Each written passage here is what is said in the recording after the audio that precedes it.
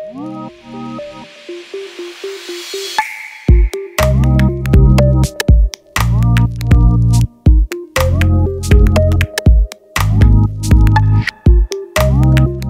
à toutes et à tous. Une brève introduction. Donc, vous connaissez certainement Steiner comme constructeur et nous sommes moins connus comme développeurs. En tant que développeurs, nous avons plus de 100 projets sur la Suisse, et ce qui représente un volume d'investissement de près de 6 milliards.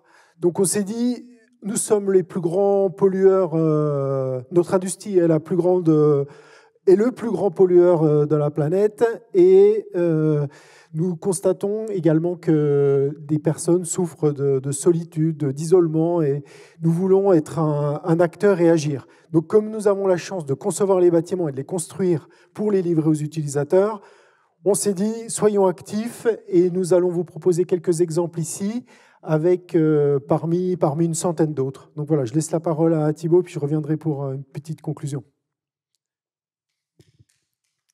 Voilà, donc l'idée aujourd'hui, c'est de faire un focus sur le projet Mixity, qui a aussi cette thématique du réemploi. On a essayé d'incarner vraiment certaines idées clés autour de la durabilité dans la construction via ce projet. Je vais faire un petit zoom rapide sur l'essentiel des points. S'il y a d'autres points sur lesquels vous voulez rentrer dans le détail, n'hésitez pas ensuite via les questions. On va le voir, on a essayé d'incarner différentes thématiques, et ça a démarré donc dès la conception du produit immobilier, puisqu'on l'a rappelé ici, l'utilisateur final, il est vraiment au cœur des enjeux pour l'usage du bâtiment. C'est lui qui va déterminer pourquoi on le construit et comment on va le construire. Donc ici, on a vraiment fait le choix de transformer un objet immobilier en objet durable, en essayant d'imaginer dès le début le produit pour qu'il soit pérenne dans le temps. Donc on est parti sur une démarche où on a essayé d'abord de rassembler tous les utilisateurs potentiels de ce futur bâtiment, qui étaient donc à l'origine des acquéreurs potentiels. Il s'avérait que c'était assez compliqué de les associer sur un projet qui dure entre 2 et 5 ans. Dès le début, c'est pour une entreprise dur de se projeter aussi loin.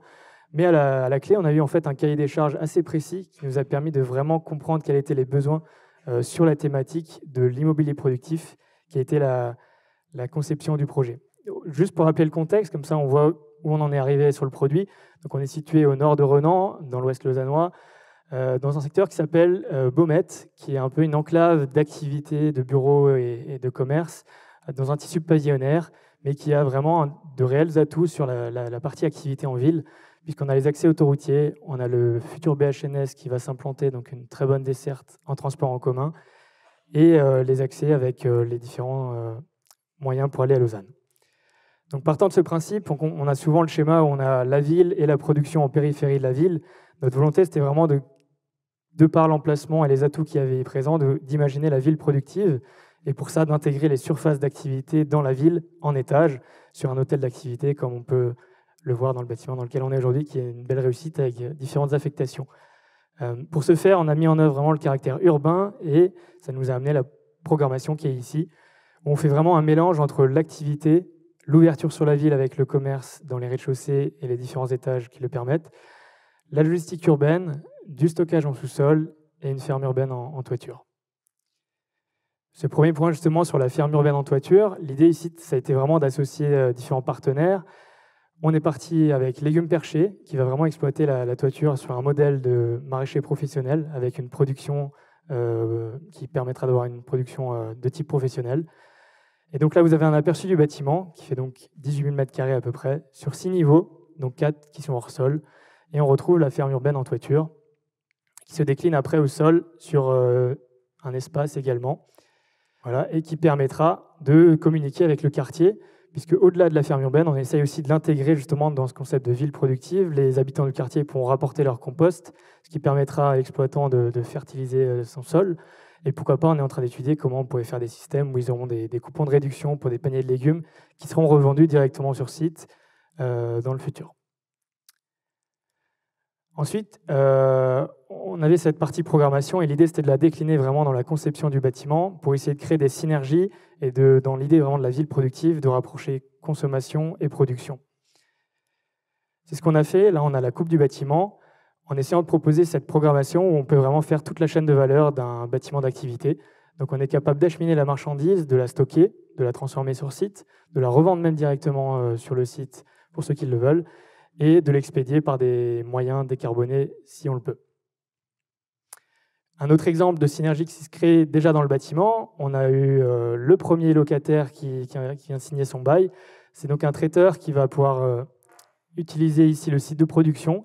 Et il est intéressé donc pour créer ce partenariat avec la toiture pour utiliser la production du toit, la transformer sur le site.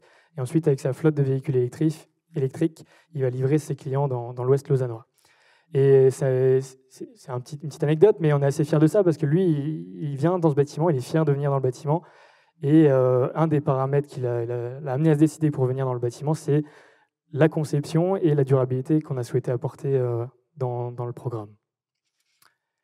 Ensuite, un autre atout qu'on a essayé de mettre en place, l'idée c'est de mettre vraiment à disposition les outils pour que les utilisateurs puissent faire vivre le bâtiment et utiliser les différents concepts qu'on a pu imaginer.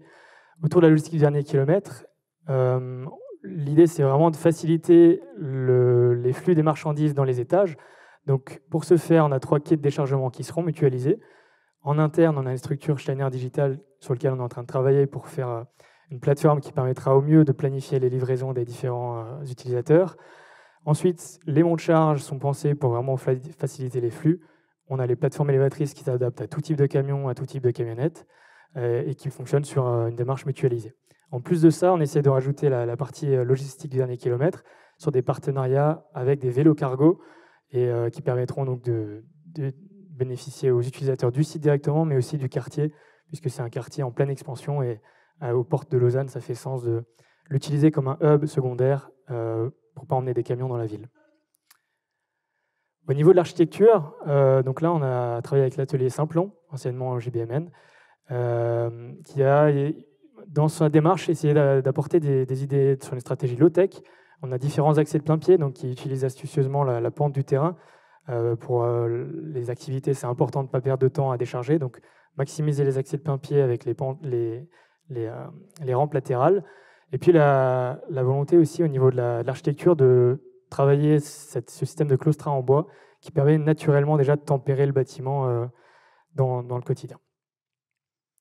Au niveau des matériaux de construction, aussi dans cette idée de réduire l'empreinte du bâtiment, donc l'habillage en bois qui pourrait aussi éventuellement être travaillé avec du réemploi, voir dans quelle mesure on arrive à le faire et à trouver les sources. La proportion de béton recyclé, ça c'est aussi une volonté dans le schéma du projet, en plus du réemploi. Et au niveau des isolants, on travaille avec un fournisseur sur des panneaux sandwich en plastique recyclé. L'économie circulaire, donc il y a ces différents groupes de travail qui ont été montés. Finalement, on a démarré la démarche du réemploi sur différents projets, notamment une rénovation à Montreux, une ancienne menuiserie, où on a travaillé avec Salza, qui est un des partenaires aussi comme Materium et les autres prestataires.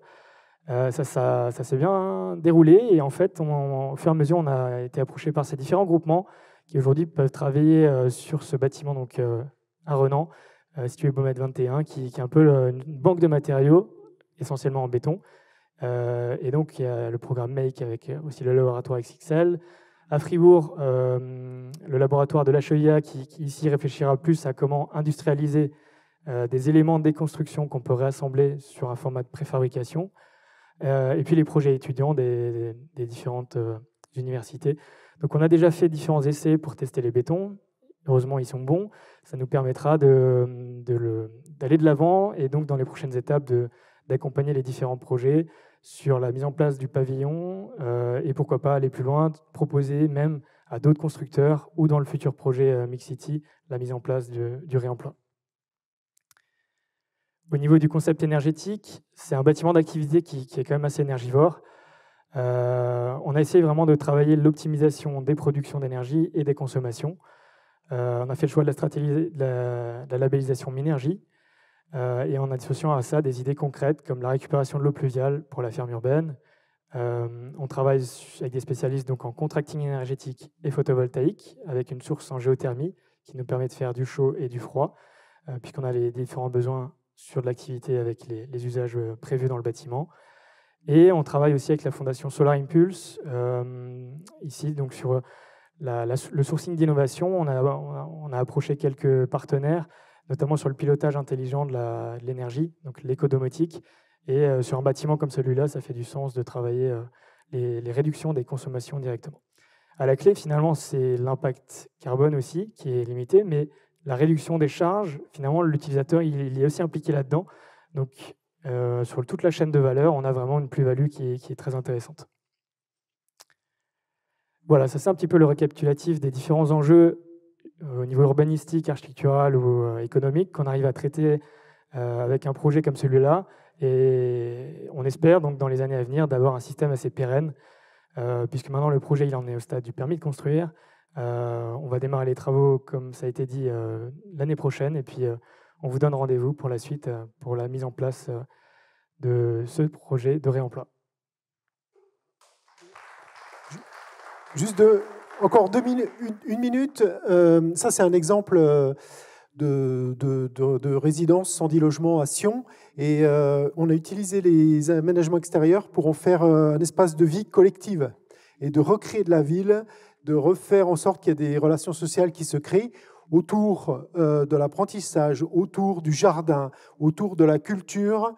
Et en fait, je suis les travaux de très très près parce que ça avance, les plantations sont en cours et on va créer un vrai jardin, une production d'abricots puisqu'on est en Valais, des légumes, des jardins aromatiques et de faire participer tous les résidents et de les impliquer dans la vie de ce jardin et de cette permaculture.